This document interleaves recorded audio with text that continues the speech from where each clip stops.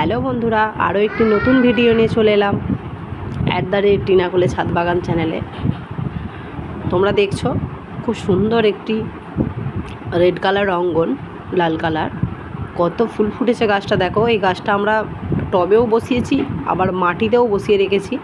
তো টবেতেও যেমন অজস্র ফুল হয়, মাটিতেও দেখো আরও বেশি ফুল হয়েছে।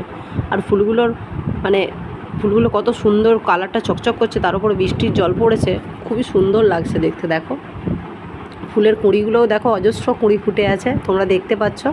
পাতাগুলোও দেখো খুব সুন্দর দেখতে, লম্বা লম্বা একটু। দেখো ফুলের পাপড়িটা দেখো, জাস্ট অসাধারণ।